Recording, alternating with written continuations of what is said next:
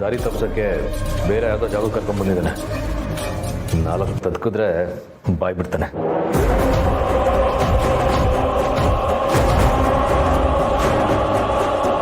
Sir ಒಂದು ನಿಮಿಷ, ಪಾಪಿನ ಬಟ್ಟೆ.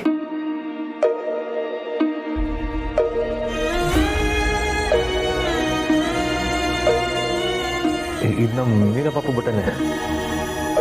ಹಾಗಾದ್ರೆ ಶಾರ್ವರಿ ಮಗುನ ಇಲ್ಲೇ ಇಟ್ಕೊಂಡಿದ್ಲು ಅಂತ ಆಯ್ತು. ಹೌದು ಸರ್, ನಾನು ಆಗಿಂದ ಅದನ್ನೇ ಹೇಳ್ತಿರೋದು. ನಾವೆಲ್ಲ ಇಷ್ಟು ದಿನ ಇಲ್ಲೇ ಇದ್ವಿ ಸರ್. ಹಾಗಿದ್ರೆ ನಾವಿಲ್ಲಿಗೆ ಬರ್ತಿರೋದೊಳಗೆ ಗೊತ್ತಾಗಿದೆ. ನಾವು ಬರೋಕ್ಕೂ ಮುಂಚೆ ಅವಳು ಇಲ್ಲಿಂದ ಎಸ್ಕೇಪ್ ಆಗಿದ್ದಾಳೆ. ನಮ್ಮ ಪಾಪು ಸಿಗ್ತಾಳೆ, ಆ ಶಾರ್ವರಿ ಸಿಕ್ಕಾಕೋದಾಳೆ ಅಂತ ಅಂದ್ಕೊಂಡ್ರೆ ಕೂದೆಳದು ಎಸ್ಕೇಪ್ ಆಗಿದ್ದಾಳೆ. ನಮ್ಮ ಮೀರಪ್ಪನ ಶಾರ್ವರಿ ಹೇಗೆ ನೋಡ್ಕೊತಿದ್ದಾಳೋ ಏನು, ಏನು ತಿನ್ನಿಸ್ತಿದ್ದಾಳೋ ಏನು, ನಮ್ಮ ಪಾಪು ಎಷ್ಟು ಅಳ್ತಿರುತ್ತೋ. ಯೋಚನೆ ಮಾಡಬೇಡ, ಇವನ್ನ ಪೊಲೀಸಿಗೆ ಒಪ್ಸೋಣ. ಅವ್ರ ರೀತಿಲಿ ಬಾಯ್ ಬಿಡಿಸಿದ್ರೆ ಶಾರ್ವರಿಯರ ಎಲ್ಲ ಜಾಗನೂ ಬಾಯ್ ಬಿಡ್ತಾನೆ. ಹಾಗೆ ಮಾಡೋಣ. ಮೀರಾ, ನಿನಗೇನೂ ಆಗಲ್ಲ ಪುಟ್ಟ. ನಾವಾದಷ್ಟು ಬೇಗ ನನ್ನ ಕರ್ಕೊಂಡು ಬರ್ತೀವಿ.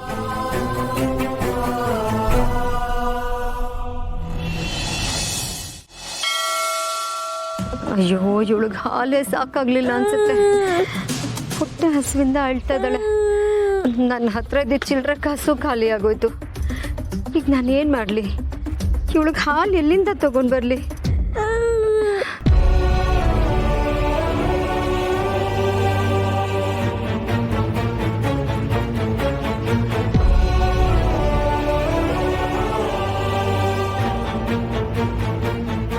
ತುಳಸಿಯವರೇ, ನಿಂತ್ಕೊಳ್ಳಿ. ಎಲ್ಲಿಗೆ ಓಡ್ತಿದ್ದೀರಾ?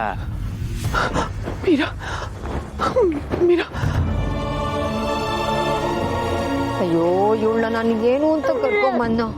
ಕೈಲಿ ಕಾಸು ಇಲ್ಲ, ತಲೆ ಮೇಲೆ ಸೂರು ಇಲ್ಲ. ಇವಳನ್ನ ನಾನು ಹೇಗೆ ನನ್ನ ಜೊತೇಲಿ ಇಟ್ಕೊಳ್ಳಿ? ಇವಳನ್ನ ನನ್ನ ಜೊತೇಲಿ ಇಟ್ಕೊಂಡು ನಾನು ಸಾಧಿಸೋದು ತುಂಬಾ ಕಷ್ಟ. ಹಿಂಗೆ ಇವಳನ್ನ ನನ್ನ ಜೊತೇಲಿ ಇಟ್ಕೊಳಕ್ಕಾಗಲ್ಲ. ನನ್ನ ಎಲ್ಲ ಕೆಲಸನ ಬಿಟ್ಟು ಇವಳನ್ನ ನೋಡ್ಕೊಳಕ್ಕಾಗಲ್ಲ. ಇವಳನ್ನ ನಾನು ಇಲ್ಲೇ ಬಿಟ್ಟು ಹೋಗ್ತೀನಿ. ಆ ಮಾಧವನ್ ಮನೆಯವರು ಇವಳನ್ನ ಹುಡುಕಿ ಹುಡುಕಿ ಸಾಯಿ.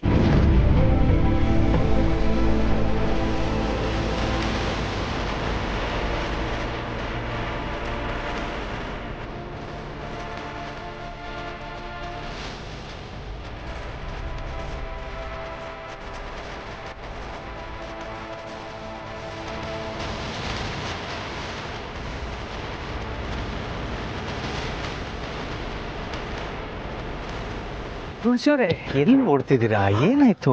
ಮಧುವರೇ, ನಮ್ಮ ಮೀರಾ ಹಾಳೋದು ಕೇಳಿಸ್ತಾ ಇದೆ. ನಮ್ಮ ಮಗು ಇಲ್ಲೇ ಎಲ್ಲೋ ಇದೆ ಮಧುವರೇ.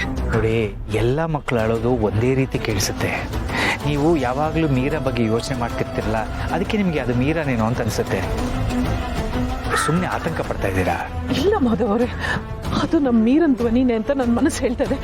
ಬನ್ನಿ ನೋಡೋಣ. ಸರಿ, ನಿಮ್ಮ ಸಮಾಧಾನಕ್ಕೋಸ್ಕರ ಹೋಗಿ ನೋಡೋಣ, ಬನ್ನಿ.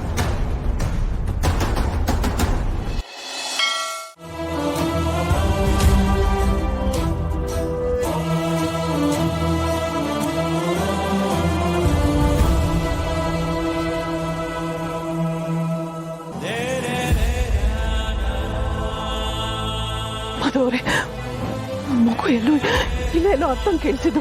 ನಮ್ಮ ಮೀರಾ ಎಲ್ಲೋ ಹೋಗ್ತಾಳೆ. ತುಳಸಿಯವರೇ, ದಯವಿಟ್ಟು ಸ್ವಲ್ಪ ಸುಧಾರಿಸ್ಕೊಡಿ. ಇಲ್ಲ ಮಧುವರೇ, ಮೀರಾ ಎಲ್ಲೋ ಇದ್ದಾಳೆ. ನೀವು ಆ ಕಡೆ ಎಲ್ಲ ಹುಡುಕಿ, ನಾನು ಇಲ್ಲೆಲ್ಲ ಹುಡುಕ್ತೀನಿ. ಅಲ್ಲ ತುಳಸಿಯವರೇ, ನಮ್ಮ ಮಗು ಇಲ್ಲಿರೋದಕ್ಕೆ ಹೇಗೆ ಸಾಧ್ಯ? ನಮಗೆ ಕೇಳಿಸ್ತಿರೋದು ಬೇರೆ ಯಾವುದೋ ಮಗು ಇರ್ಬೋದು. ಅಲ್ಲ, ನೀವೇ ಯೋಚನೆ ಮಾಡಿ. ಶಾರ್ವರಿ ಇಷ್ಟು ಜನ ಇರೋ ಕಡೆ ಮಗುನ ಕರ್ಕೊಂಡು ಬರ್ತಾಳ? ಬೇರೆಲ್ಲೋ ಹೋಗಿ ಬಚ್ಚಿಟ್ಟಿರ್ತಾಳೆ.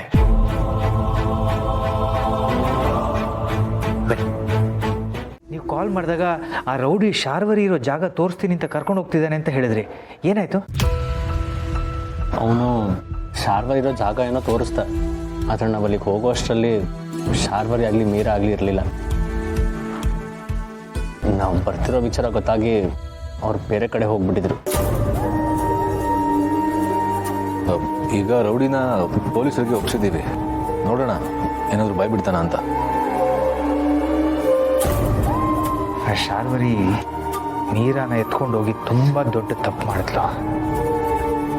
ಅವಳನ್ನು ಸುಮ್ಮನೆ ಬಿಡಬಾರ್ದು. ಮೊದಲು ನಮ್ಮ ಮೀರಾ ಸಿಗಲಿ, ಆಮೇಲೆ ಅವಳು ನೋಡ್ಕೊಳ್ಳೋಣ. ಅಮ್ಮ, ನಾವು ಶಾರ್ವರಿ ಜಾಗಕ್ಕೆ ಹೋದಾಗ ನಮ್ಮ ಮೀರಾ ಪಾಪು ಬಟ್ಟೆ ಸಿಕ್ತು.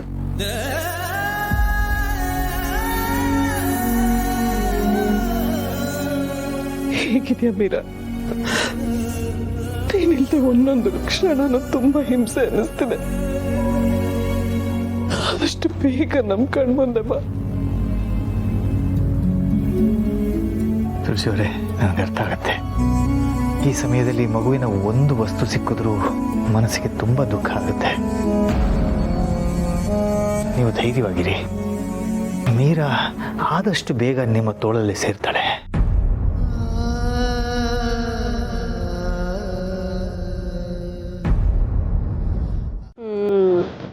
ನೀನು ಹೊಟ್ಟೆ ತುಂಬಿಸ್ಕೊಂಡು ಖುಷಿಯಾಗಿದ್ರೆ ನನಗೆ ನೆಮ್ಮದಿ ನೋಡು. ಆ ಮನೇಲಿ ಮಹಾರಾಣಿ ಥರ ಖುಷಿಯಾಗಿ ಮೆರಿತಾ ಇದ್ದೆ. ಆದರೆ ಈಗ ಬೀದಿಲಿ ಬಿಕಾರಿ ಹಾಗೆ ತಿರುಗ್ತಾ ಇದ್ದೀನಿ. ಹೀಗೆ ಮಾಡಿದ್ದು ಆ ಮಾಧವ, ತುಳಸಿ ಅವರಿಬ್ಬರನ್ನ ಮಾತ್ರ ನಾನು ನೆಮ್ಮದಿಯಾಗಿರೋಕ್ ಬಿಡಲ್ಲ. ಒಂದಲ್ಲ ಒಂದಿನ ಅವರು ನನ್ನ ಹಾಗೆ ಬೀದಿಗೆ ಬೀಳ್ಬೇಕು, ನಾನು ಮತ್ತೆ ಮೆರಿಬೇಕು ಅಲ್ವೇನಾ? ಅಯ್ಯೋ, ಅಲ್ಲಿ ಪೊಲೀಸ್ ಅವನಿದ್ದಾನೆ. ಅವನ ಕಣ್ಣಿಗೆ ಏನಾದರೂ ನಾನು ಕಾಣಿಸ್ಕೊಂಡ್ಬಿಟ್ರೆ ಮುಗೀತು ನನ್ನ ಕತೆ.